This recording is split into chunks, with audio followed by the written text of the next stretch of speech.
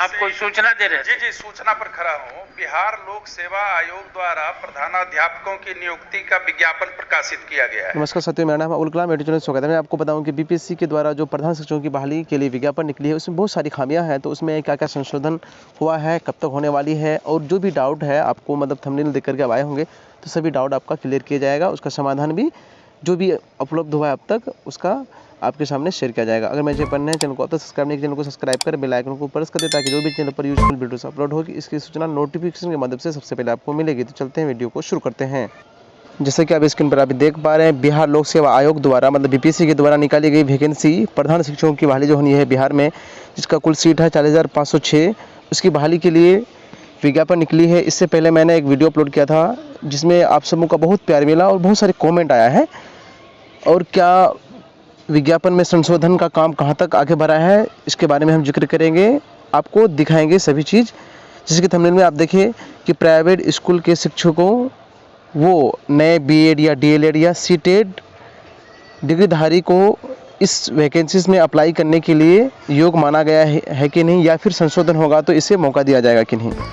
साथ ही उम्र का जो है सीमा क्या है वो भी बात करेंगे हम।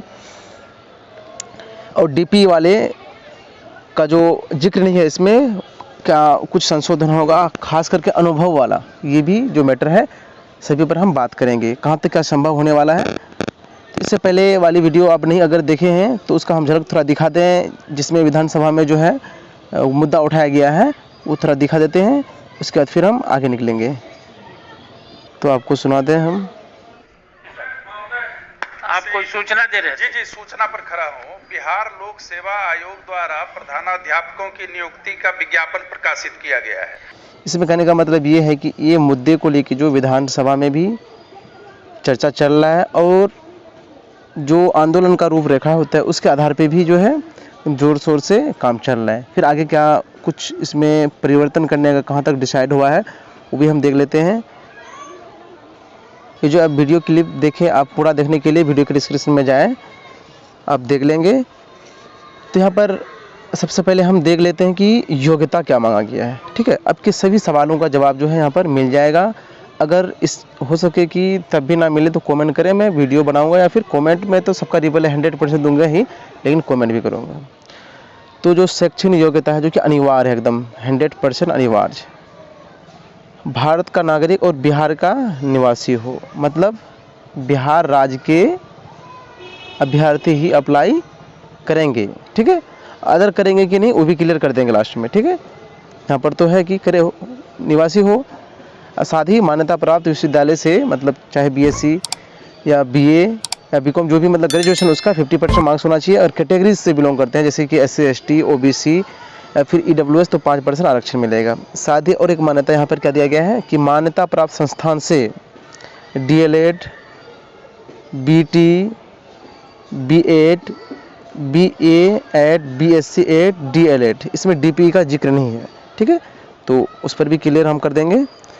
अब यहाँ पर है चौथा पॉइंट है, वर्ष 2012 या उसके बाद नियुक्त शिक्षकों का जो है शिक्षक पात्रता परीक्षा पास होना चाहिए। मतलब जहाँ सीटेड बेस पे अगर बहाली हुई है तो सीटेड या फिर बीटीईटी तो बीटीईटी।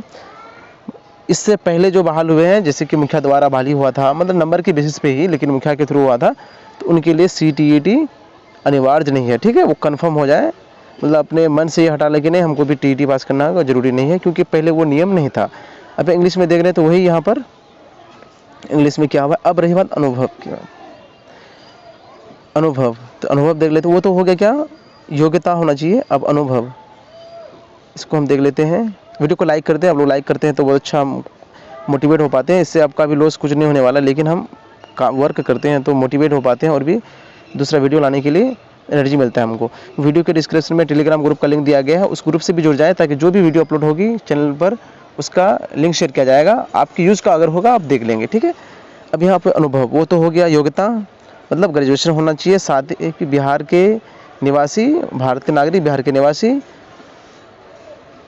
और 2012 के बाद जो बहाल शिक्षक है उसका टीईटी पास होना चाहिए। अब यहाँ पर पंचायती राज संस्थान एवं नगर निकाय अंतर्गत, मतलब नगर पंचायत या पंचायत के थ्रू या प्रखंड के थ्रू जो बहाल हुए हैं प्रारंभिक शिक्षक मतलब 1 to 5 के शिक्षक, उसकी मूल कोटि के पद पर क्या हो तो लगातार 8 साल की सेवा होनी चाहिए। ठीक है, उसके बाद फिर दूसरा वाला लास्ट में जो ना हम सब चीज़ क्लियर कर देंगे। अभी तो एक तरफ से हम पढ़ रहे हैं, उसका सोल्यूशन निकाल लें, साथ में क्लियर भी हो जाएगा। पंचायती राज संस्था एवं नगर निकाय संस्था अंतर्गत स्नातक शिक्षक मीन्स 6 to 8 के लिए जो बहाल हुए हैं, चाहे वो नगर से या फिर ब्लॉक से, ठीक है, वो जिनकी सेवा संपुष्ट हो। तो सेवा संपुष्ट कितने दिनों में होता है, ये भी बड़ी बात है, तो वो भी वीडियो बन चुकी है। वीडियो के डिस्क्रिप्शन में सेकंड लिंक दूंगा मैं, आप वो देख लेंगे। आप देख चुके तो ठीक है, अगर नहीं देखे हैं तो वो देख लेंगे, समझ में आ जाएगी कि सेवा संपुष्ट होता क्या है।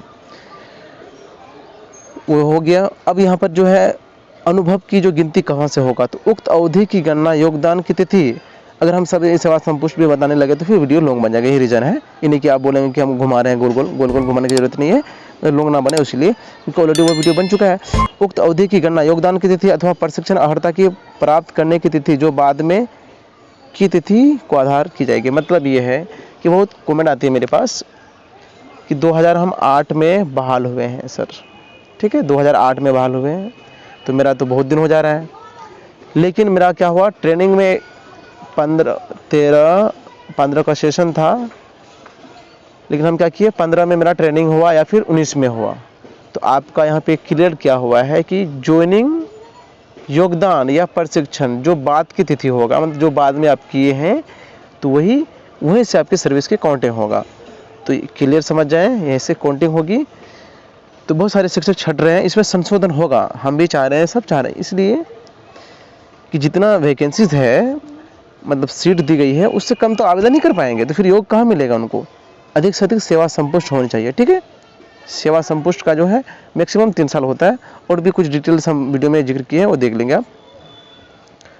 अब यहाँ पे उम्र सीमा की बात, जो कि हम यहाँ डिस्कशन किए थे, थंबनेल में देखे थे, उम्र सीमा यहाँ क्या किया गया है, शॉर्ट कोड में हम अधिकतम आयु सीमा अलग से निर्धारित नहीं की गई है, मतलब ना ही न्यूनतम ना अधिकतम कोई सीमा निर्धारित नहीं की गई है। लेकिन यहाँ के दिनांक 1/8/2021 तक सेवानिवृत्ति की उम्र जो 60 वर्ष निर्धारित है से अधिक नहीं होना चाहिए, मतलब 60 साल से अधिक उम्र नहीं होना चाहिए। आपका 60 साल से कम है तो फॉर्म भर सकते हैं, कितना भी कम है कोई दिक्कत नहीं है, आप एलिजिबल हैं तो भर सकते हैं। अब हम जो है पूरा क्लियर कर दें कि देखिए, प्राइवेट स्कूल के शिक्षकों का जो फिलहाल जो नोटिफिकेशन के आधार पे है, यहाँ पर कोई भी जिक्र नहीं है, लेकिन माध्यमिक शिक्षकों और उच्च माध्यमिक में जो हेड मास्टर की बहाली होने वाली थी, वहाँ पर उनका जिक्र था। उनका जैसे जनरली सरकारी जो स्कूल के थे उनका था 10 साल, लेकिन उसका था 12 साल, तो इसमें भी संशोधन अगर होगी तो उनका भी ऐड होगा, जहाँ तक उम्मीद है। रही बात डीपी वाले, तो डीपी वाले का भी ऐड होगा, लोग के द्वारा जो है लिखित भी दिया गया है और केस भी फाइल किया गया है, हम वो आपको झलक भी दिखा देंगे। ठीक है, उसके बाद जो है कि नए जो बीएड या डीएलएड या सीटेट पास हैं, तो भाई नए जो है तो आवेदन कर नहीं पाए, इसलिए कि जो ऑलरेडी जॉब में है उन्हीं के लिए है ये। और यहाँ पे एक्सपीरियंस की बात जो है इसी में थोड़ा डिसमिस हो रहा है, नए तो कर ही नहीं पाएंगे, इसलिए नए टीचर बन सकते हैं, हेड मास्टर नहीं डायरेक्ट, इसलिए कि आपको तो एक्सपीरियंस चाहिए, तब ना आप कैसे संभालेंगे फिर। तो इसके अलावा भी अगर कोई कुछ क्वेरी है आप तो कमेंट करें, मैं श्योर आपके क्वेश्चन का जो है आंसर दूंगा, और नहीं होगा तो फिर दूसरा वीडियो भी बनेगा, लेकिन कमेंट में तो जवाब मिलेगा ही। अब वो हम झलक भी दिखा देते हैं आपको पेपर का कि कहाँ तक क्या काम हुआ है। क्या आप देख पा रहे हैं, टीईटी एसटीईटी शिक्षकों का प्रतिरोध मार्च, मतलब प्रतिरोध मार्च का भी जो डेट तय कर दिया गया है, यहाँ पे दे दिया है, अपर मुख्य सचिव को डेट दिया गया कि 29 से 31 तक क्या होगा, मतलब शिक्षा मंत्री से मिलेंगे, उनको बोला जाएगा, सभी संघ अपने असर से दिए हैं। मतलब यहाँ पे जो संशोधन होना तय इसलिए है कि जितना सीट है उससे कम ही लोग भर पाएंगे। जैसे कि आपका यहाँ पर स्नातक शिक्षक, मतलब 6 to 8 के शिक्षक जो मिडिल स्कूल में बहाल हुए, मिडिल स्कूल में 1 to 5 भी होते हैं, स्नातक उनका सिर्फ सेवा संपुष्ट मांगा जा रहा है। और जो प्रारंभिक है, जैसे नगर में या पंचायत के थ्रू बहाल हुई, उसका 8 साल सेवा, तो ये तो न्यायोचित है नहीं, इससे सब वंचित रह जाते हैं। तो संशोधन तय है। आप मेरे चैनल से जुड़ जाएं, जैसे ही जो भी अपडेट आएगी, क्योंकि आप सबका प्यार बहुत मिलता है, इसलिए हम एकदम पल पल की खबर आप तक पहुंचाएंगे। वीडियो को लास्ट तक देखने के लिए तहे दिल से शुक्रिया।